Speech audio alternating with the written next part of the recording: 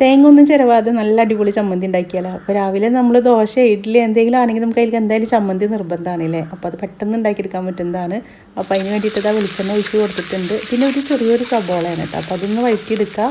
നന്നായി വഴണ്ടി വരുമൊന്നും വേണ്ട, ഒന്ന് ചെറുതായിട്ട് ഒരു പച്ചമണം മാറണ വരെ ഒന്ന് ഇളക്കി കൊടുത്താൽ മതി. ഇനി അതിലേക്ക് 2 പച്ചമുളകും കുറച്ച് കറിവേപ്പിൻ്റെ ഇല ഇട്ട് കൊടുത്തിട്ടുണ്ട്. പിന്നെ കുറച്ച് വറ്റൽമുളകാണ് ഇട്ട് കൊടുക്കുന്നത്. നമ്മൾ മുളക് പൊടി ഒന്നും ഇട്ട് കൊടുക്കുന്നില്ല, വറ്റൽമുളകാണ് ഇട്ട് കൊടുക്കുന്നത്. പിന്നെ ഇതാ കുറച്ച് ഉപ്പ്, പിന്നെ ഇതാ കുറച്ച് മാത്രം കേട്ടോ നമ്മളെ കടലപ്പരിപ്പുണ്ടല്ലോ, പുട്ടുകടല, അപ്പോൾ ആ ഒരു സാധനം കൂടി ഇട്ട് കൊടുക്കുന്നുണ്ട്. നമ്മൾ ചട്നിയൊക്കെ വേണ്ടിയിട്ട് എടുക്കുമല്ലോ. പിന്നെ അതാ 2 തക്കാളി, ഇത്ര മാത്രം മതി. ഇനി ആ തക്കാളി ഒന്ന് ചെറുതായിട്ടൊന്ന് നോക്കായി മതി. നന്നായി വെന്ത് ഉടയൊന്നും വേണ്ട, ഒന്ന് ഇളക്കി കണ്ടില്ലേ, ഇതുപോലെ ഒന്നാക്കി എടുത്താൽ മതി.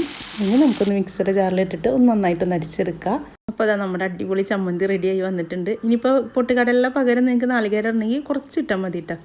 ഒരു നുള്ളൊക്കെ ഇട്ട് കൊടുക്കില്ല, അത്ര പോരെ ഇട്ട് കൊടുത്താൽ മതി. നമുക്ക് നല്ല അടിപൊളി ചമ്മന്തി ഉണ്ടാക്കിയെടുക്കുക. അപ്പോൾ തന്നെ ഞാൻ ദോശയാണ് ഇവിടെ ഉണ്ടാക്കിയേക്കുന്നത്. ദോശയും ചമ്മന്തി. സാമ്പാറുണ്ട്, പക്ഷേ എനിക്ക് സാമ്പാറിനെക്കാട്ടും ഇഷ്ടം ദോശയിലേക്ക് ചമ്മന്തിയാണ്. നല്ല അടിപൊളിയാണ് കേട്ടോ. അപ്പോൾ എല്ലാവരും ഒന്ന് ഉണ്ടാക്കി നോക്കി നോക്കുക. ഇഷ്ടപ്പെടുകയാണെങ്കിൽ കമൻറ്റിൽ പറയണേ.